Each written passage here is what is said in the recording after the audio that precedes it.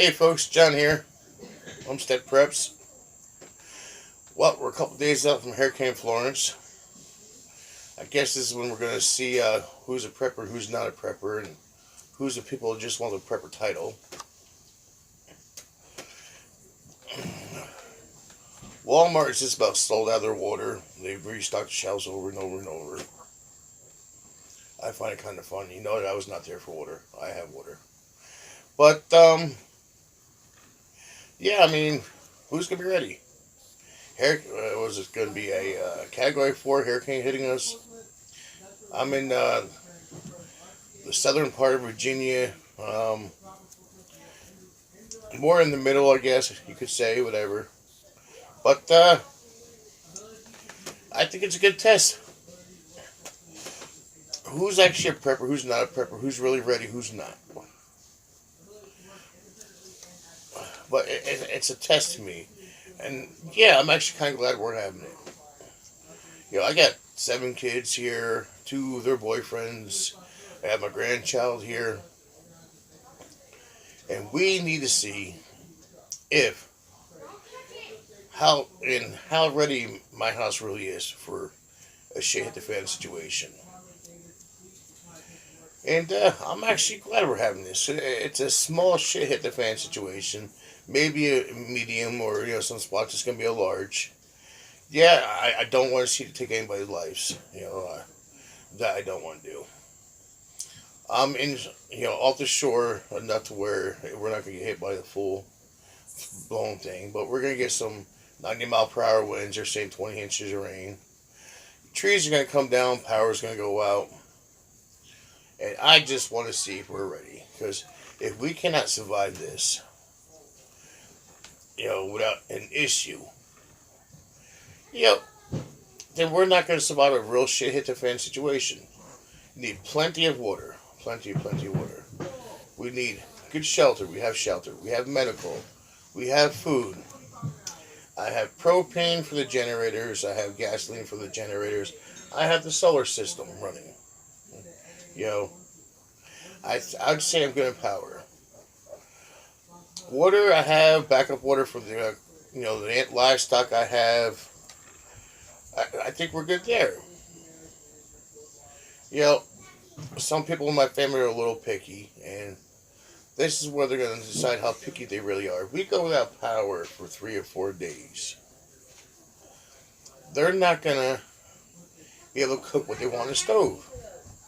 We're going to have to go out here and use the cookers out here, and other ones outside, which I got a pretty big barbecue setup. I got the deep fryers, I got the big double burners, I have the smoker, I have the regular barbecue grill, then I have the charcoal grill, and that we use wood on.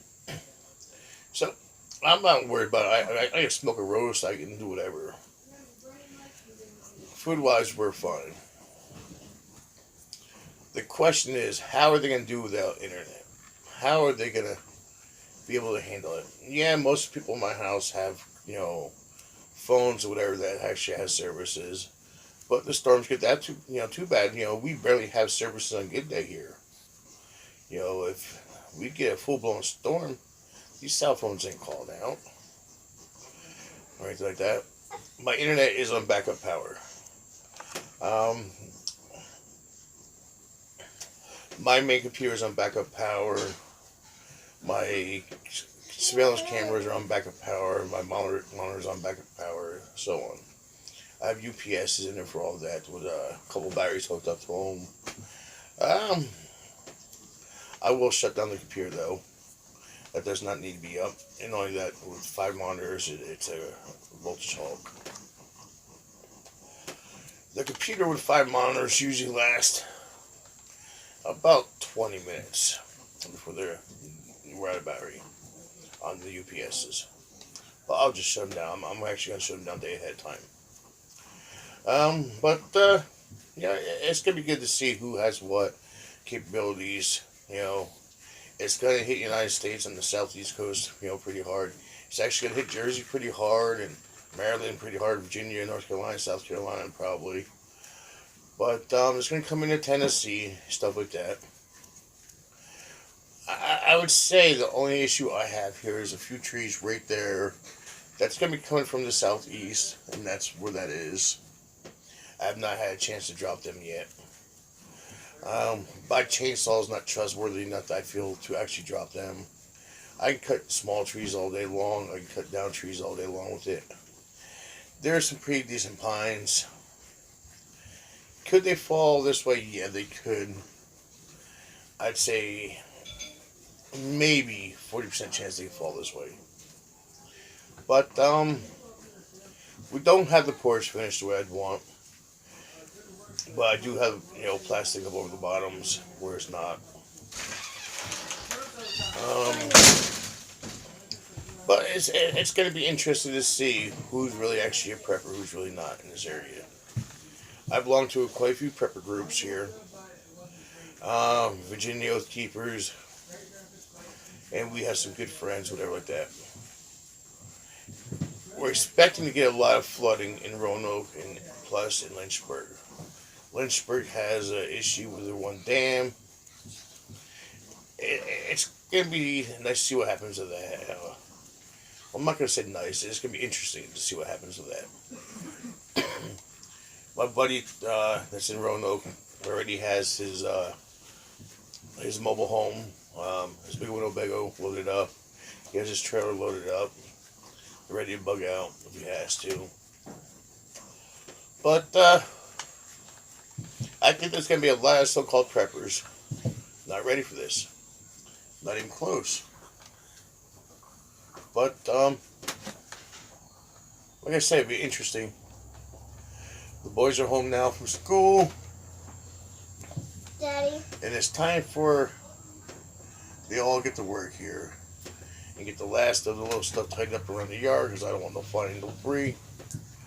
But post your comments. Like the page, like the whatever. Check out our webpage. Come to join our Facebook group. We always got something to say. There's quite a few people. We're 1,000 members on the Facebook group. The website, Homestead Preps, alerts everybody for everything. No matter where you're at, always good information on there. I will be doing live video streams. Check us out on Facebook. Homestead Prepping Survival. But come and check us out on the webpage. It's actually, you can get a link off our webpage for the Facebook group. As long as I have internet, I will be streaming here and there at times. But like I said, come check us out. And let's see what happens. Later, folks. Stay safe.